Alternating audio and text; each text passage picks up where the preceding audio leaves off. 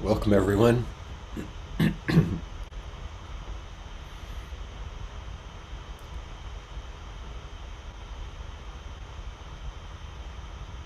See, we have a flurry of people arriving.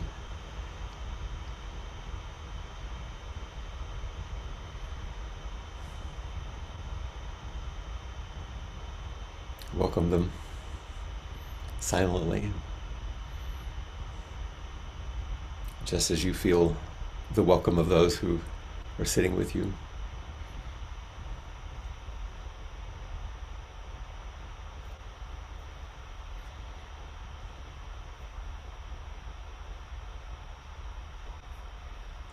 And then enjoy the sound of the bell as it invites us to settle even deeper with each other silently, without any particular activity. In fact, the relinquishment of all activity, so we can just share the presence that we are all wrapped in the moment.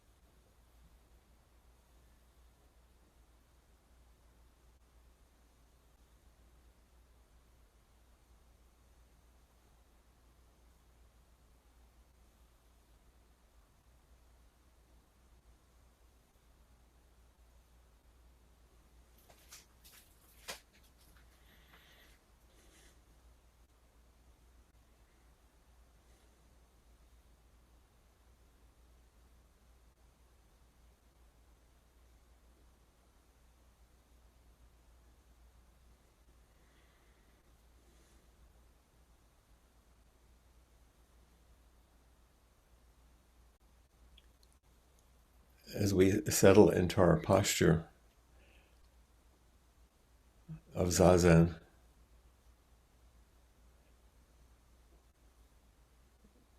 we sit very still,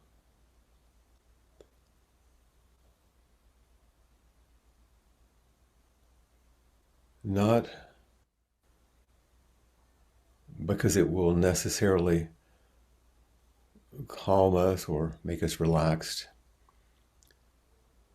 not because we'd be breaking the rule or be a bad student if we moved.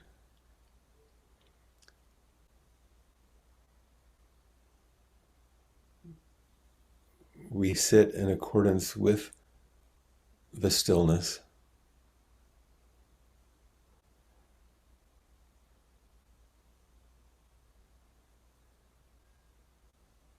in the midst of all the activity.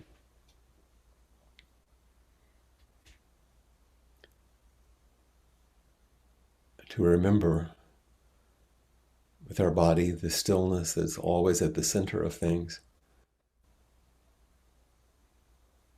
and just to appreciate the quality and the fullness of our life and all of its movement and activity, its beauty and difficulty, and appreciating it from that point of stillness.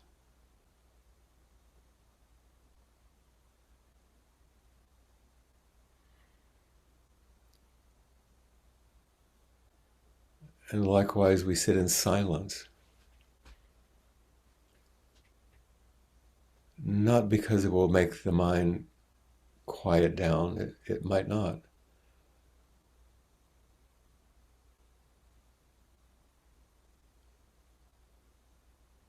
Or all the other reasons you might imagine that being quiet is a good thing.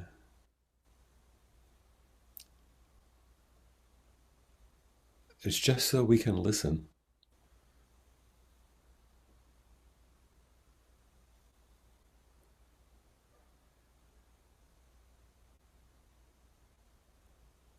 To the very depth of our hearts.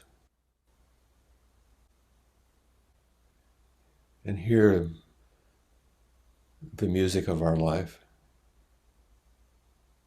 not shutting it out,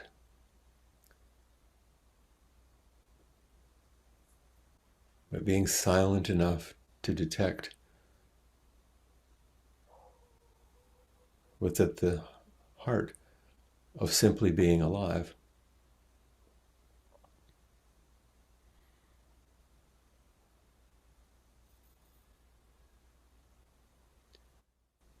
Appreciating this life.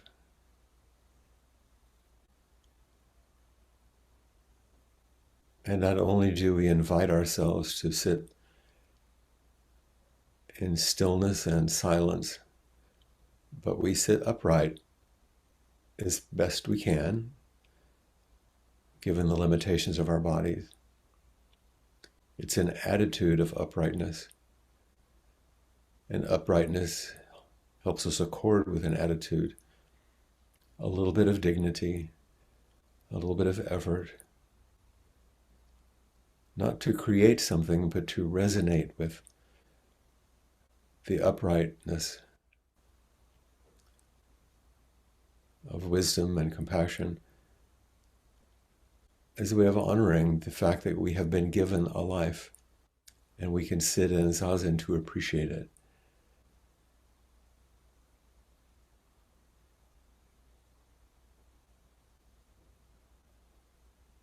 Just feel the quality of being alive. Zazen is not the meditation that attempts to manipulate or shape us in some new or better way, but to sit with a bit of silence and a bit of stillness and a bit of upright dignity,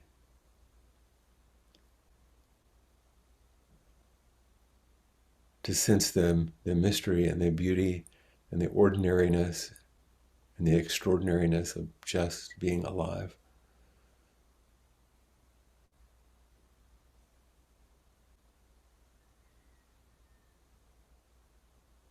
together.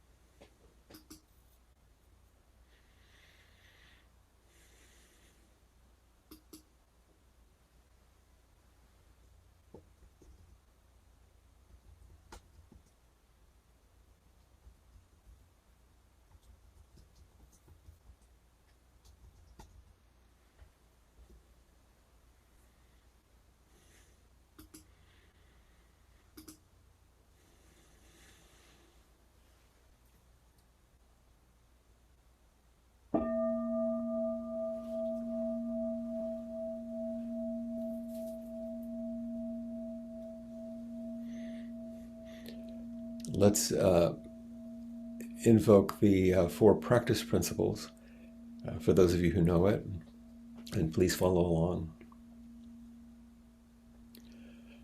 Caught in the self-centered dream, only suffering. Holding to self-centered thoughts, exactly the dream.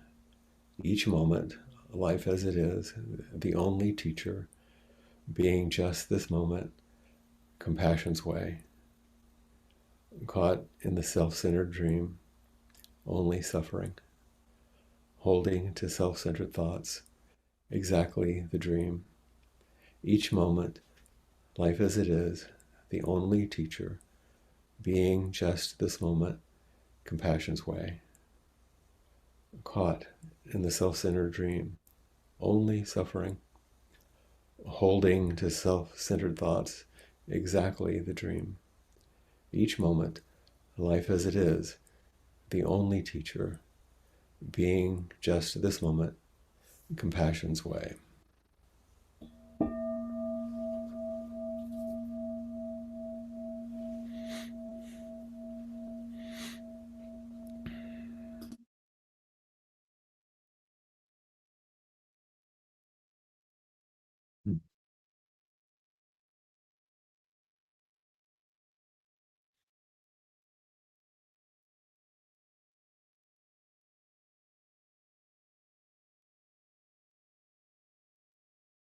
As many of you know, we just are a few days past St. Patrick's Day. And I always like to acknowledge some of these markers in our lives, in our calendar, and the rhythms of some of our ancestors even. So I'd like to do that today and continue in some ways with some of the things that I spoke about last week, as always. But first, I want to show you an image, as I often do, just for a moment. I want you to be able to take it in. So I'm going to share my screen.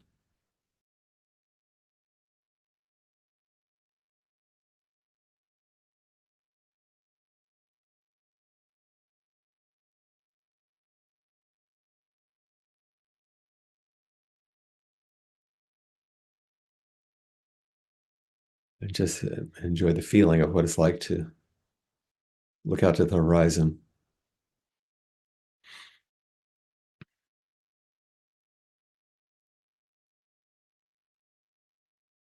I thought to make it my background, but it gets a little funny around the edges, so I wasn't comfortable with it.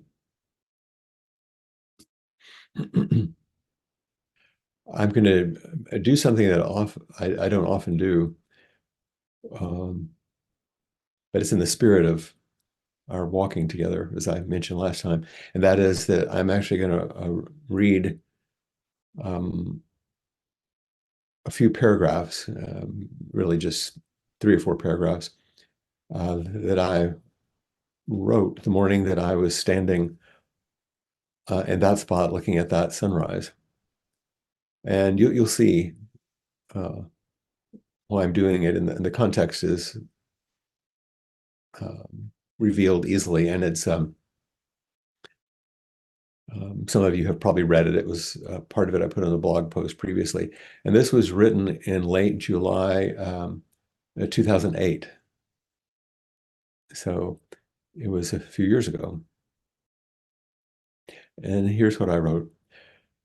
I captured this image as I took an early morning walk along the beach in Bray, Ireland, in County Wicklow, this past Monday morning, July 28th, 2008. I was looking out across the Irish Sea as the sun made its way up through the clouds. And if I would have been able to see beyond the horizon, where the sea and the sky appear to meet, I would have found myself in northern Wales on the other shore.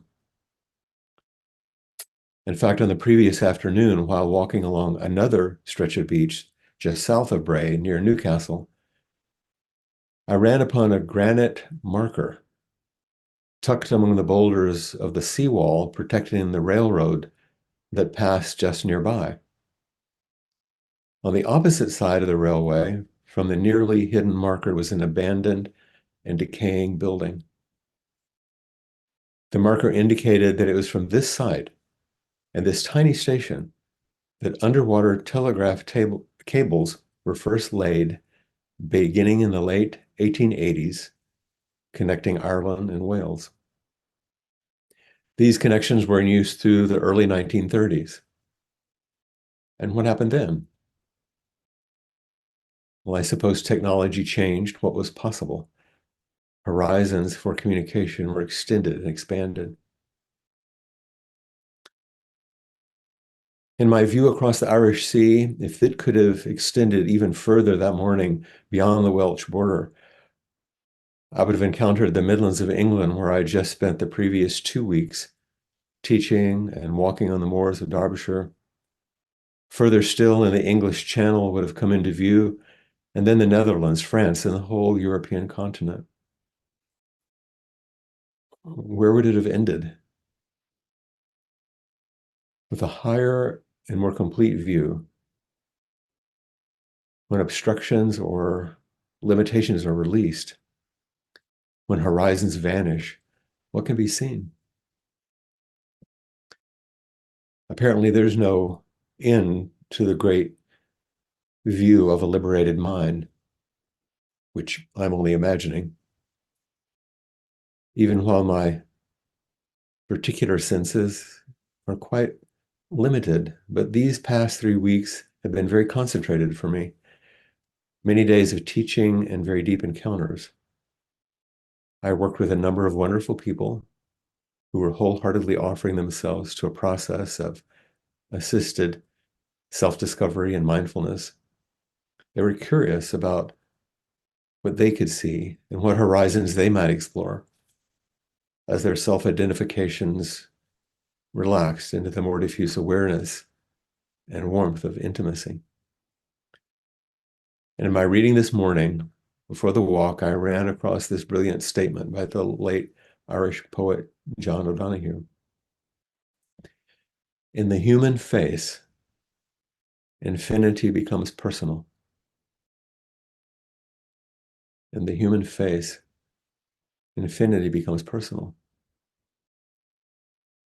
As I turned my awareness to the vastness of the morning sky, into that cold wind, and toward the glistening sea last Monday, my awareness expanded and opened, inviting the unbound possibilities of my heart and mind to know themselves more fully. And in the very next moment, in the reflected light of the same morning sun, as I turned and looked into the eye of my friend Donna, with whom I was walking, that vastness became personal, close and alive. This is also what I saw in the faces of the participants in the retreats over these past 3 weeks. In the reflected presence they offered to each other, they began to see their own brilliance and fullness, their flaws and limitations, all perfect, because they were whole.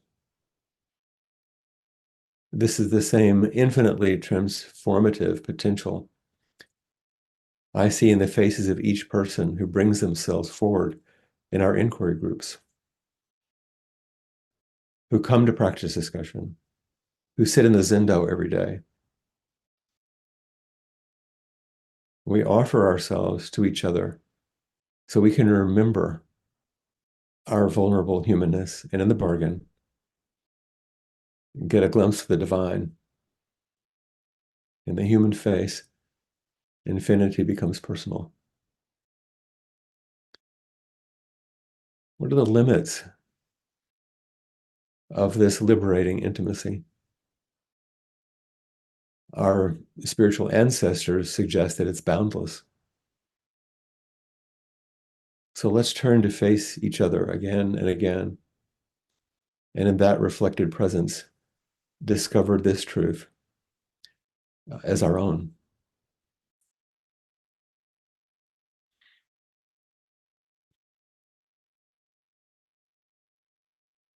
So that was my reflection that morning, but it echoes, I think, how we are together here. And obviously, in that situation, I was very primed to be opened, to fall, um, to fall into love by all the factors that I spoke about. The natural beauty of the morning and weeks of steady practice with other people, and the spiritual friendship of beloved companions walking with me. It was Donna Martin at that time, but in those weeks prior to that, many of you who are on the screen were with me in Sheffield mainly. And this walking with is one of the things I talked about last week, taking our hearts and minds on a walk together. And I spoke about where the wonder takes me when I practice in this way, as I was speaking about in Zazen, about in the stillness and the silence and the uprightness, not so we'll become something different, so we will stop becoming something and realize ourselves and appreciate just the essence, the quality, the flavor of being alive. And as we do, one thing leads to another, and the world starts to open and we follow the trails. It's open to everyone. I love it in England when I walk with my friends because of these signs that say public footpath. And that sounds ordinary in the UK, but here it's rather beautiful. It's like public, it's for everybody. And sometimes we discover dead ends or unexpected side roads, and sometimes we find gifts along the way. Sometimes there are sorrows or terrors, but sometimes joys, and sometimes really good questions or things to pursue. Lots of questions, but maybe they don't sound exactly like questions, but there's something that kind of pulls us along. and ones that won't leave us alone, as if they're kind of pursuing us. And I also want to repeat something I said last time, and from the bottom of my heart, it's not just this reason I'm repeating it. I do this, so you will do this. So you will wonder, and so you will be curious as you sit and appreciate your life. It's an amazing mystery, this thing we call our life. And for so many of you, I know, are older like me, and you realize that it goes really fast, and we're only here for a short time. And that we also require um, the warm and gentle presence of each other so we don't remain stuck. We will get stuck, but we don't remain stuck in the inevitable suffering we find ourselves. And to help us navigate, our delusions and stuck places, because we have to encourage each other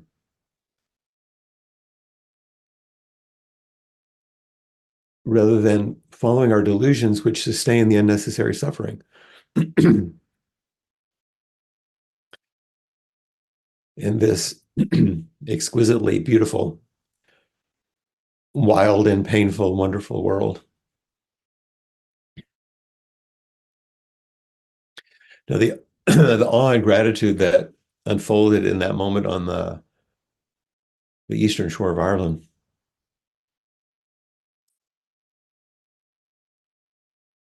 the horizon, horizon is not a thing; it's an apparent thing.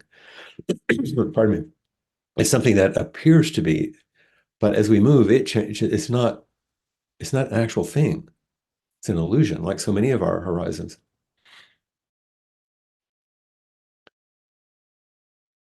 And they begin to soften and dissolve on their own. For me, that morning, as I rested in kind of the awe and wonder of the moment, and I listened to the wind and my own breath and looked around. And those things helped me not get too sidetracked by whatever worry and fear I was probably carrying, or whatever pleasure I might have tried to cling to, or pain that I was trying to avoid, the usual. We chant, and we just chanted about loosening our grip on the self-centered dream. And when we do, I don't think it's too much to say that heaven and earth open, like it did that morning for me along the coast. And then there's this mystery and awe and the profound gratitude is the way it ends up feeling. And that gratitude and the awe is not any different than what we experience when we wholeheartedly practice Zazen. And we may not always feel an exalted feeling, but it's the same intrigate. And it's no different from what we experience in the gentle encounters of each other here in inquiry. And I guess I'm using awe and gratitude as another way of talking about the embodied experience of the spaciousness of basic awareness, but that sounds a little too abstract, even though it's accurate. But this horizonless intimacy, there's an intimacy that doesn't actually have an edge, that only appears to from our limited viewpoint. And to see in a way that dissolves those horizons is not something you can teach, because it's not a skill. It's the truth of the matter always. But we can put ourselves in situations like the one I found myself on that morning, where it starts to blossom on its own, or sometimes it blows open on its own, uh, uh, like a peony. We watch flowers in the spring open, but you've watched tight fists and, the peonies, and they just explode. Um, so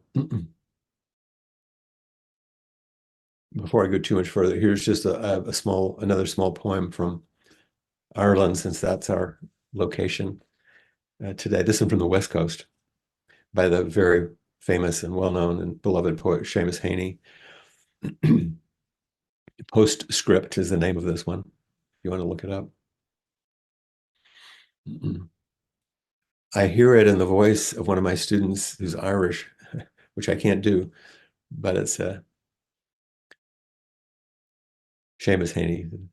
And sometime make the time to drive out west into County Clare along the Flaggy shore in September or October, when the wind and the light are working off each other, so that the ocean on one side is wild with foam and glitter, and the inland among the stones, the surface of a slate-grey lake is lit by the earth lightening of a flock of swans, their feathers ruffed and ruffling white on white, their fully grown, headstrong-looking heads tucked or cresting or busy underwater. Useless, useless to think you'll park and capture it more thoroughly. You are neither here nor there, a hurry through which known and strange things pass, as big, soft buffetings come at the car sideways and catch the heart off guard and blow it open. As big, soft buffetings come at the car sideways and catch the heart off guard and blow it open.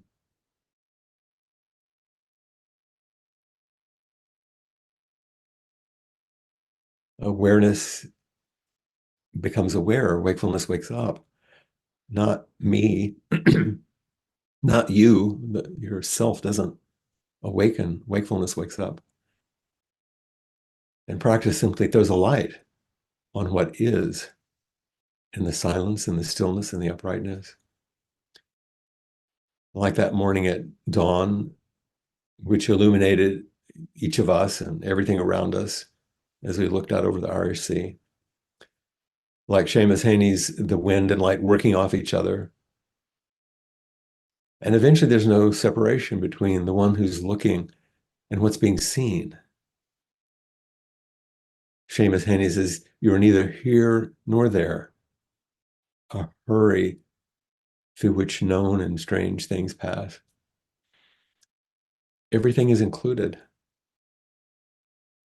And then there's no more light and that which is illuminated.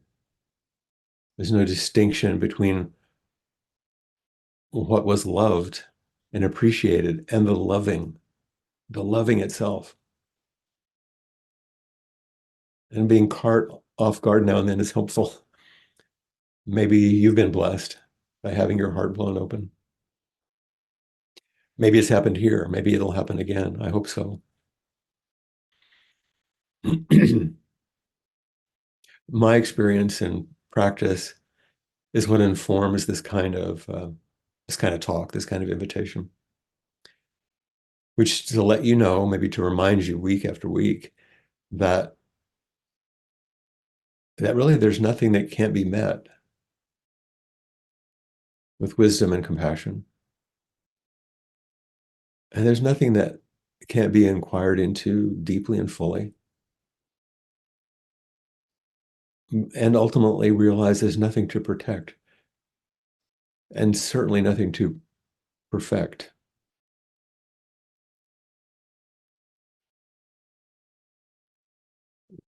What's going to become of this way of being together, this kind of questioning, this kind of inquiry?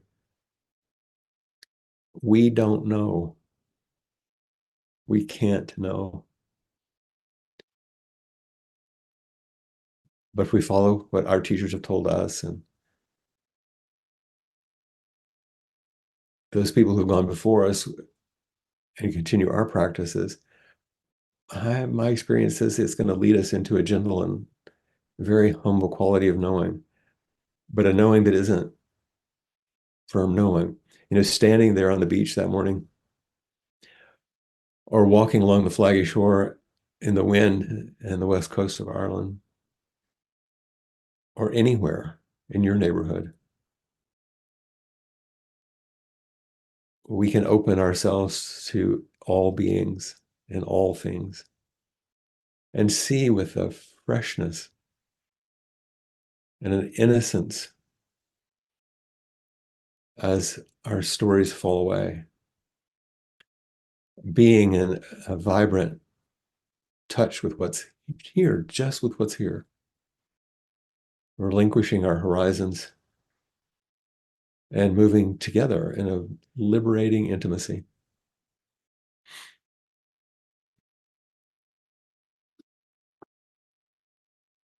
So let's keep moving.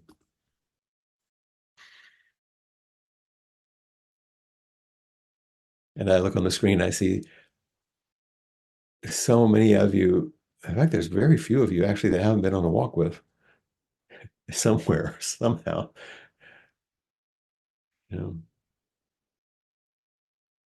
So what's here now? What's here now? I notice sometimes in the mornings when I'm here to speak, just maybe the UK or someplace where it's still dark here and it's light there, and I notice that the screen of the computer illuminates my face, and so it's like its own light, but it's just light.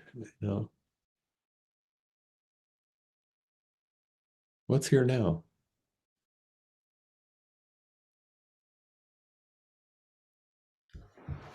Hello. Um, you know, um, wow, these moments with you are so precious. That's what's here now. Yeah.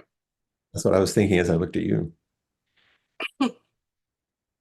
Um, what first struck me so deeply was the idea of intimacy without horizon, or a horizon that moves, and the it's like a flaming arrow in the sky, a night sky, and then you just see that arrow go up infinitely and into so much depth. Um, and then the other one was nothing to perfect. And I would say, ooh, I'm not here for acquiring mind, but nothing to perfect. Ooh, shit. You know, That doesn't make that, you ancient. All the stuff we were taught. yeah. And, in such a struggle point, such a stopping point, such a stopping point. Um, and what would it be like if I soften, not even let go of it, but just soften that some? Yes, I think softening that's why I use that a lot instead of removing or getting rid of or just softening. Just to be gentle.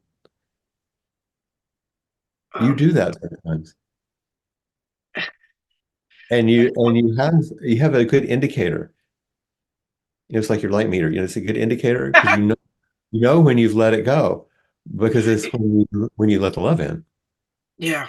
Mm, and you let the love out. yeah. Which is so much easier. That's right. It's not hard to get it. It's all the resistance that's hard. It's the not getting it that's hard. Yeah. And I had a extraordinarily frustrating day with uh, posting videos with a slow internet connection. Something that should have taken 10 minutes each was taking an hour each, and I was just almost beside myself. And I'm here at my mom's house, and I had signed up for this Norman Fisher lecture last night, and was sitting beside her with my iPad and the earphones on, and had been discussing the struggles of the day, and began that meeting with him. And afterwards, she said, I just saw you smiling so much. You smiled all the way through it. I saw, like, she said that she felt like she could feel my blood pressure changing with, you know, with the connections that were happening there through a Zoom window. Um, and how incredibly grateful and in awe I am for the way we speak. Mm-hmm. We're careful with our speech. Mm-hmm. And that reflected light that she could see is actually the Bodhisattva way. You know, you didn't do anything. You allowed yourself to move with the Dharma that was moving, and then she caught something. I was hearing from another person who's here today about being in a movie yesterday, and the movie was compelling and beautiful and amazing, but watching her partner's face watch the movie, you know, that we really see the love in that reflected light of one light, which is Buddha's mind and heart. And we don't, we may not appreciate that that's happening.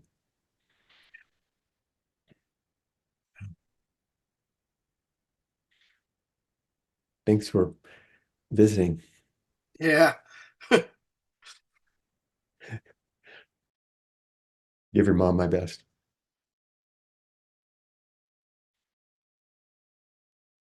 And by the way, if you're interested in a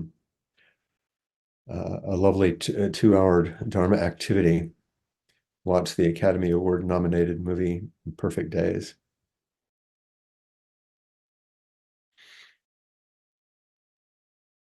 It's very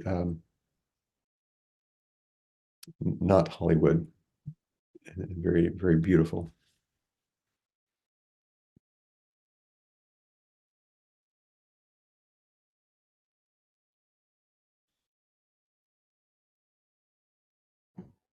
Trudy and Josh.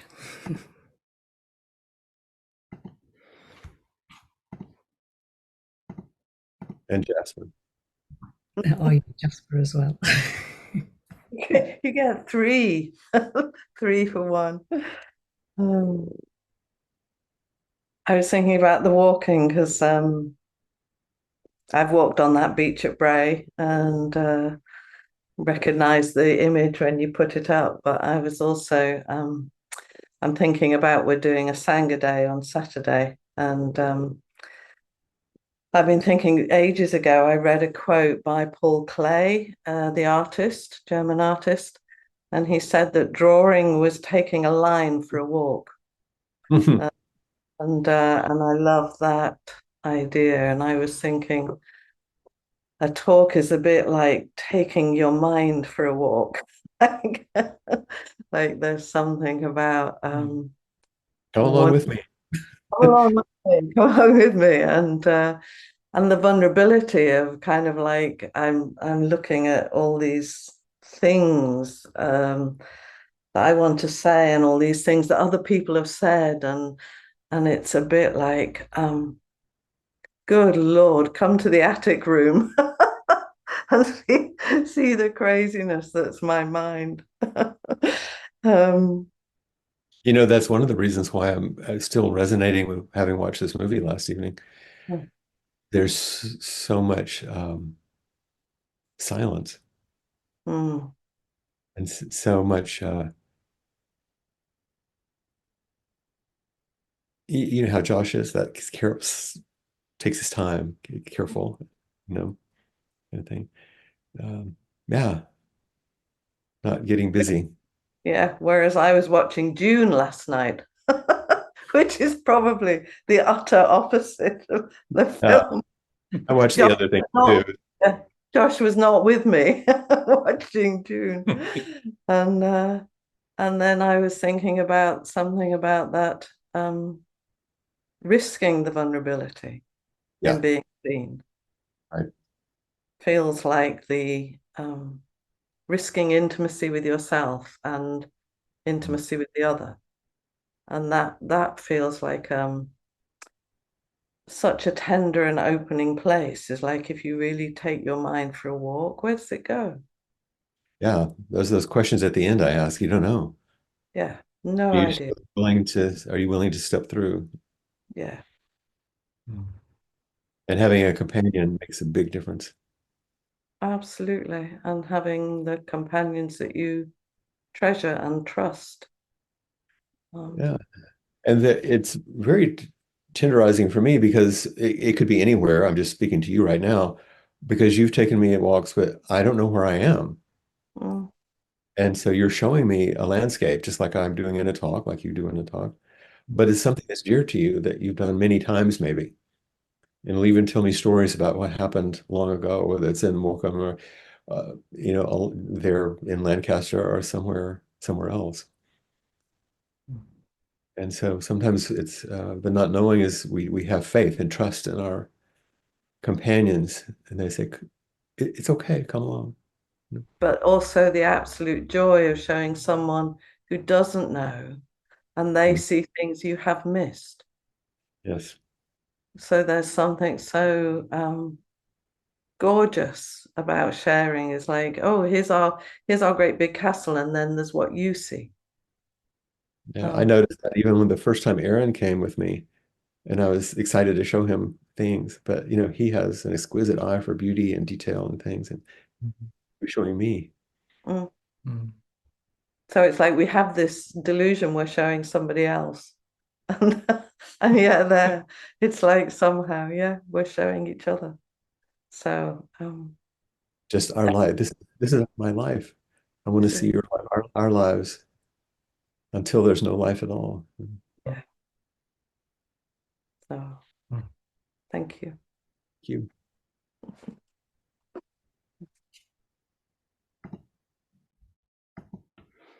We have Becky.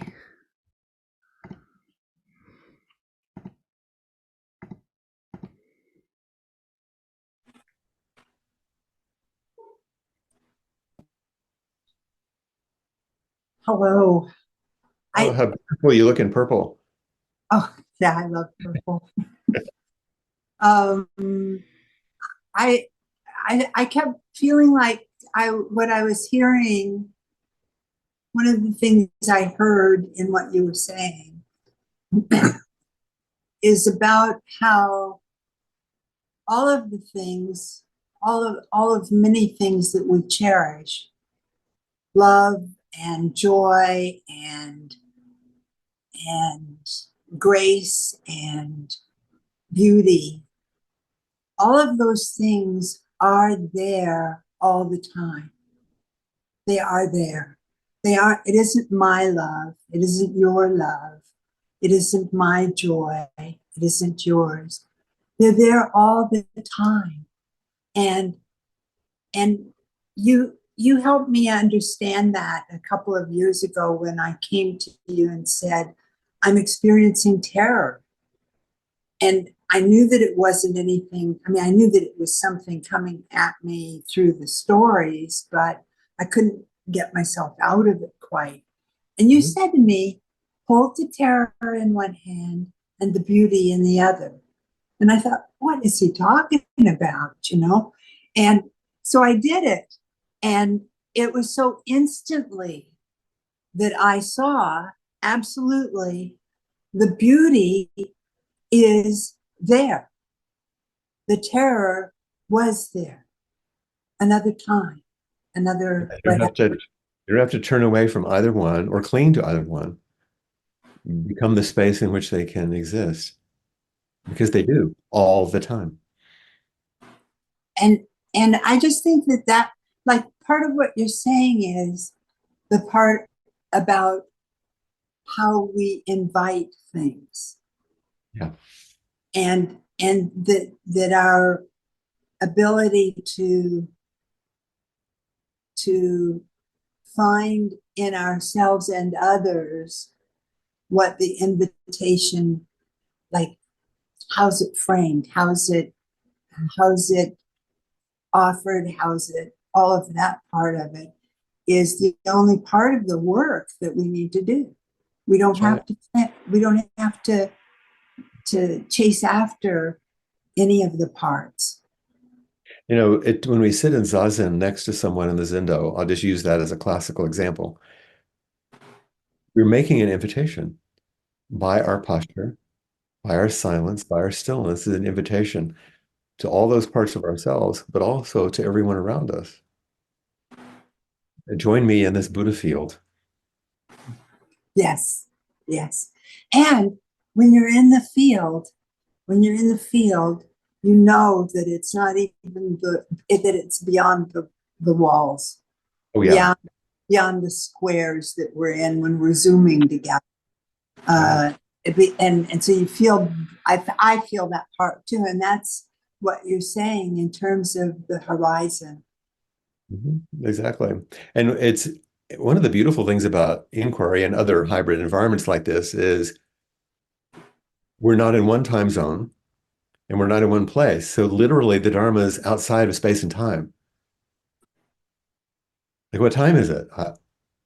Where is it? And Cassie was mentioning Norman Fisher. I heard a talk recently where he said, he was quoting Dogen about some of the lines from the Fukan Zazengi where he says, why go off to other dusty lands to practice when it's right here at home, blah, blah, blah. And he said, it's as if the Buddha invented Zoom. It's like he realized a long time ago, you don't have to go anywhere. You can just be in your living room. And suddenly the Dharma is right there in your living room. It's kind of a joke, but it's really what we're saying. Well, for quite a while in my life, I'd always been saying that I think that good ideas fall from the sky.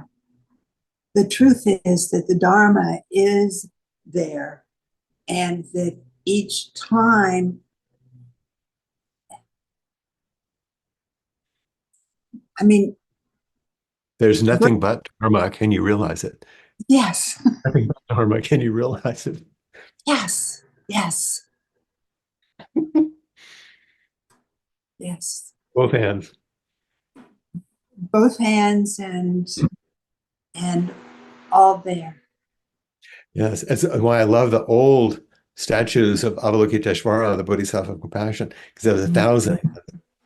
It's like, oh man, it's myriad, you know? Yes, yes. Everything. And I also understand why it would be really handy to have that many eyes and heads and arms. Because it's a big job. And to our everyday self, how terrifying that is.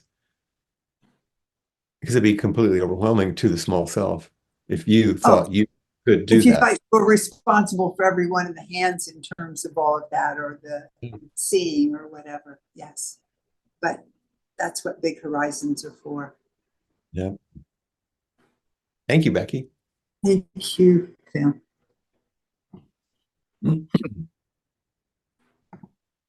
We have Chris.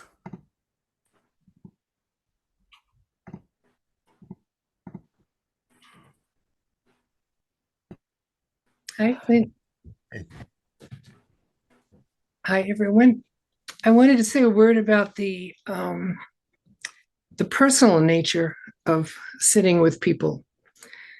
So every Wednesday night, I sit with a group of, usually it's 6 to 8 men, which is quite interesting. You're the only one. I feel as though I'm bringing the estrogen to the room, what little I have. But there's one particular man that we have spoken almost no words to each other, but we occasionally give each other gifts. And so he always sits to my right, and I always hear his stomach rumbling every Wednesday. Stomach rumbles and rumbles and rumbles. And, you know, sometimes I wonder what he's eating before he comes. Anyway, and so when I have the sutra book, and when it's time, because I'm sitting in a chair, when it comes time to put the sutra book down, I always hand it to him and he puts it, you know, to the side. So last week, out of someone's kindness, they put a little table between us so that I could rest my sutra book on the thing. And so there I am sitting, and I realized I missed him so much. You know, he was just on the other side of this little table, but it was a few inches more than usual. And I could feel the distance. And I missed him.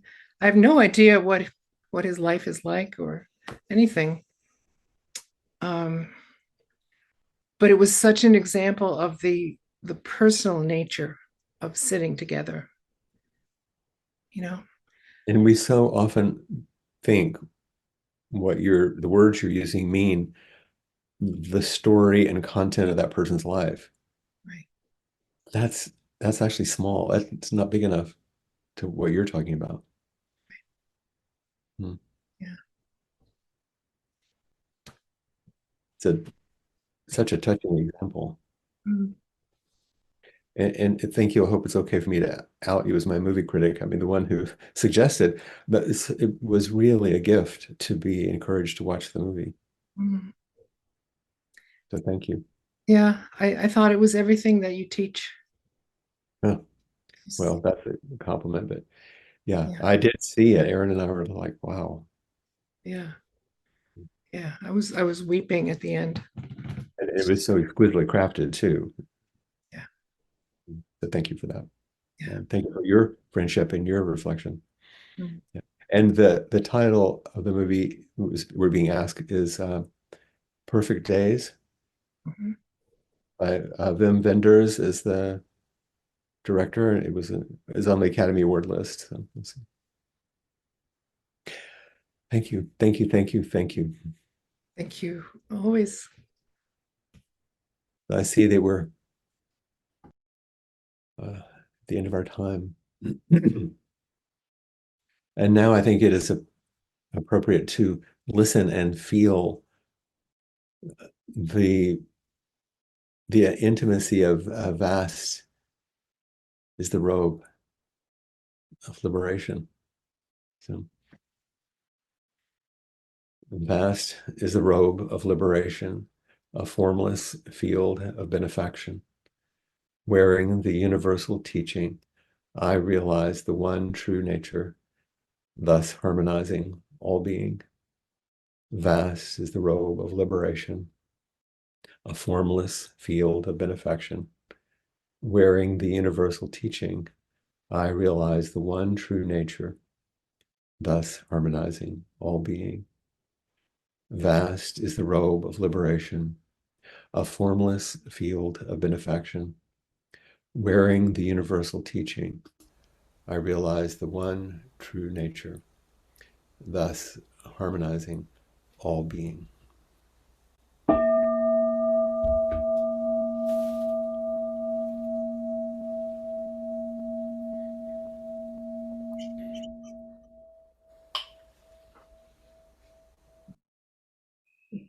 Thank you so much, Flint, for offering this. And thank you all for turning up and meeting this. Thank you all so much.